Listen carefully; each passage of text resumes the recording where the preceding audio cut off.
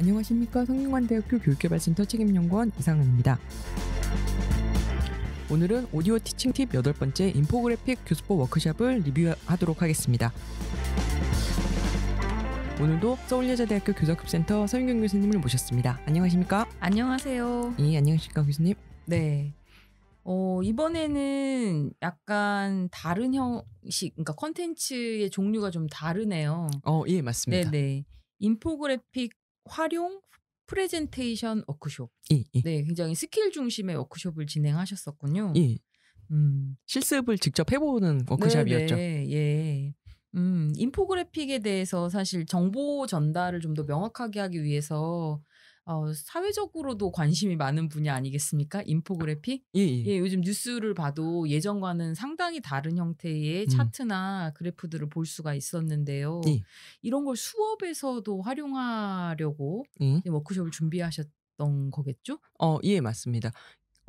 수업에서 파워포인트가 이제 판서 부분을 대체한다고 하는가요? 그러니까 파워포인트가 차지하는 비중이 커진 거는 꽤 오래됐고요. 네.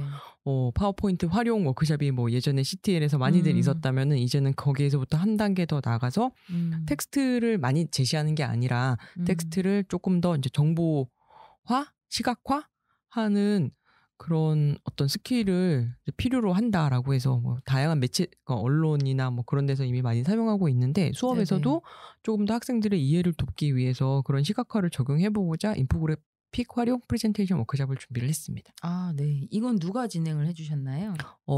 인포그래픽 활용 프레젠테이션 워크숍은 저희가 처음 하는 건 아니었습니다. 한 1, 2년 간격으로 하고 있는 것 같은데요.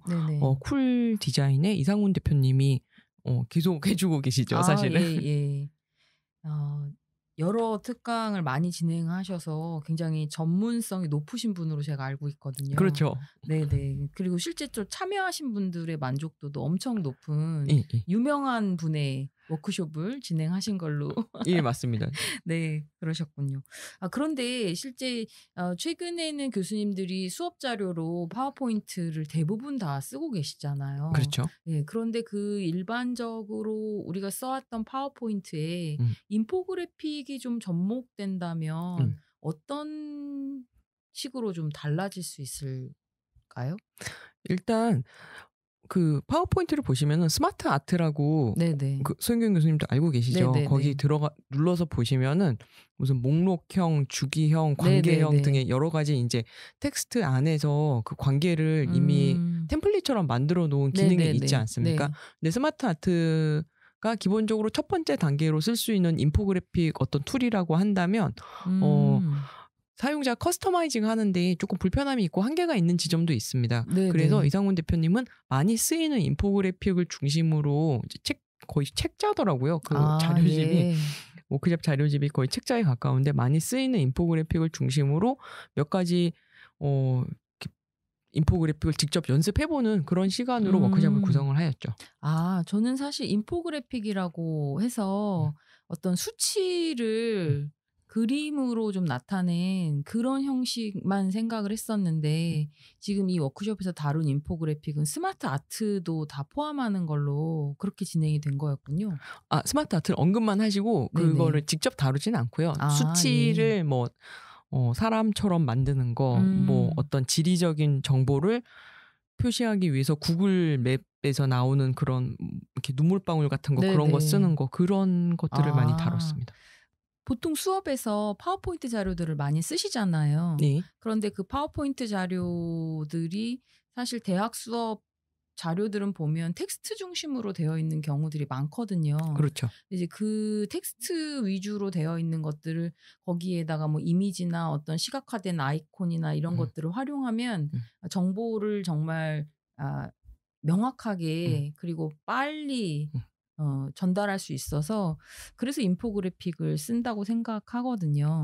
그럼 교수님들이 그렇게 파워포인트 자료 이제 기존에 가지고 계시던 것들을 인포그래픽화하기 위해서 혹시 필요한 어떤 뭐 전략적 접근이라든지 그러니까 그런 아이디어를 만들어낼 수 있는 팁이 있다면 뭐가 있을까요?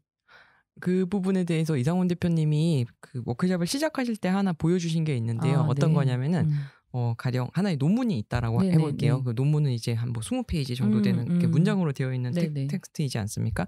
그게 최종적으로 인포그래픽이 들어간 파워포인트가 되기까지 줄여가는 과정을 예. 보여주셨어요. 그러니까 뭐 큰 타이틀이 있고 목차가 있고 그 하위 목차가 있고 그렇게 되어 있는 걸 조금씩 이제 파워포인트 슬라이드로 구분을 해서 나눠가고 또 내비게이션이 용이하도록 이제 표시하는 거 제목을 어떻게 달면은 슬라이드 공간을 좀 더 여유 있게 쓸 수 있는지를 보여주셔서 네네. 점점 줄여가는 과정을 보여주셨는데 줄여가는 과정이라도 텍스트가 주는 거지 인포그래픽이 들어오는 거는 아니지 않습니까? 네네, 그렇죠. 거기서는 이제 차원을 달리 해야지 되는 거죠. 텍스트가 그러니까 이미지화되고 일단 줄어들고 나면 그럼 그것을 이미지화하는 그쵸. 거고 관계를 이미지화하고 시각적으로 만드는 거. 그 지점에서 되게 중요한 포인트가 있다라고 말씀하셨는데 네네. 많은 인포그래픽을 접해보는 거라고 하시더라고요. 그래서 실제로 인포그래픽 되어 있는 어떤 템플릿 같은 디자인 되어 있는 네네. 그런 자료를 나눠주세요. 참여 교수님들한테. 그리고 저희 그러니까 직접 뭐 이제 가져가지 못하시는 분들은 저희가 메일로 보내드리고 USB 갖고 오신 분들은 이제 직접 가셔가지고 메일로 보내드리고 해서 그냥 오셔서 그 인포그래픽 스킬은 뭐 한 5가지 정도? 그 정도 다루었다면은 인포그래픽을 만들 수 있는 어떤 소스라고 할까요? 네. 그런 거를 많이 가져가실 수 있게 됐고 또 더 많은 이미지를 찾을 수 있는 사이트를 알려주시더라고요. 추가 정보를 얻을 수 있는 자료들을 많이 주셨군요. 그렇죠. 그 안에서 다 끝나는 게 아니라 자료를 많이 주셔서 나중에 시도해 볼 수 있고 그 학문 영역에서 또 다루는 이미지가 따로 있을 터인데 그런 걸 찾아보실 수 있도록 안내해 주시는 게 교수님들 되게 만족해 하시는 지점이었습니다. 네네. 특히 교수님들이 이거 배우니까 굉장히 유용했다 하시는 부분들이 있으셨나요?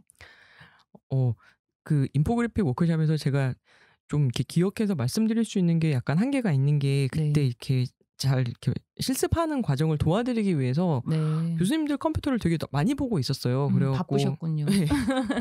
내용 자체에 집중하지 못하는 지점이 있었는데 오히려 다른 어떤 의외의 지점을 다른 참여 교수님도 그렇고 저도 그렇고 항상 되게 멋지다라고 생각한 게 있는데 그게 이상훈 대표님이 쓰시는 줌밋 소프트웨어예요. 네네. 그 줌밋 소프트웨어가 화면 확대해주고 뭔가 메모도 할 수 있고 표시할 수 있는 그런 툴이죠. 맞습니다.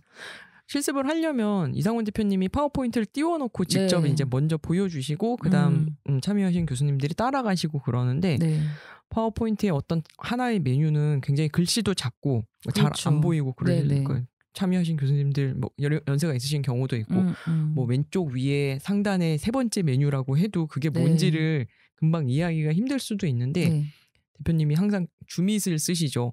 줌밋을 써서 확대를 해서 거기다 빨간 표시를 한번 해주세요. 그러고 나면은 금방 찾으시더라고요. 그런 지점이 저도 되게 속 시원하게 도와드리고 있으니까 저도 빨리 찾아야 되니까 저도 되게 속 시원하게 좋았고 오셨던 교수님들도 그게 되게 인상적이어서 끝나고 나서 물어보신 교수님이 꼭 계셨어요. 그건 어떻게 한 거냐. 우리가 그 파워포인트 슬라이드 쇼 할 때도 그 슬라이드 쇼 기능 자체에 사실 화면 확대 기능이 있잖아요. 그리고 펜도 쓰실 수 있는데 그건 이제 파워포인트 슬라이드 쇼 상태에서만 하실 수 있는 거라서 그때만 쓰실 수 있는데 한계가 있지만 줌밋 프로그램은 그냥 그 윈도우 바탕화면도 확대를 해서 보여주실 수 있어서 교수님들 그 컨텐츠 중에 어떤 뭐 그러니까 툴을 다루는 프로그램을 쓰시거나 아니면 그 파워포인트 슬라이드 쇼 상태가 아닌 상태에서도 화면을 확대해서 보여줄 필요가 있을 때에 굉장히 유용하게 쓰실 수 있는 프로그램인 걸로 알고 있어요. 그 굉장히 무게도 가볍고 그러니까 그 용량이 작다는 거죠. 용량이 적은 부분도 있고 어디든 실행 한 번만 하시면 바로 설치도 간단하게 되는 거라서 교수님들이 좀 이번 기회에 좀 많이 활용해 보시면 좋겠습니다. 사용 방법도 굉장히 간단해서 쉽게 배우실 수 있을 것 같거든요. 그래서 그 줌밋 프로그램 관심이 많으셨다는 거 지금 말씀해 주셨고요. 제가 내용 중에 보니까 교수님들이 이 그림을 활용해서 차트를 만드는 거 이 부분도 굉장히 유용했다 하시더라고요. 사실 저희가 파워포인트 같은 거 이렇게 쓰다 보면 아예 그 차트 양식에 맞춰서 하기도 하는데 이게 뭔가 딱 그 심미적으로 봤을 때 조금 더 시각화해서 보여주고 싶을 때 좀 아쉬움이 있잖아요. 근데 이제 그림이나 도형을 사용해서 직접 차트를 만드는 쉽게 차트를 만들 수 있는 방법도 알려주셨나 봐요. 그래서 그런 것도 유용하다고 교수님들이 이렇게 써주셨네요. 예, 맞습니다. 좀 전에 그 워크숍에서 굉장히 유용한 소스들 많이 공유하셨다고 하셨잖아요. 예. 그 워크숍 자료집도 굉장히 두꺼웠다고 책자처럼 되어 있는데 혹시 그 워크숍에 직접 참여하지 못했지만 자료를 좀 보고 싶으면 어떻게 제공해 주시나요? 저희가 자료 제본을 좀 넉넉하게 해서 저희 센터로 연락해 주시면 하드카피를 보내드렸습니다. 좋은데요? 해서, 예. 기본적으로 이런 툴을 다루는 워크숍은 오셔서 할 수 있는 건 뭐랄까 첫 번째 시도?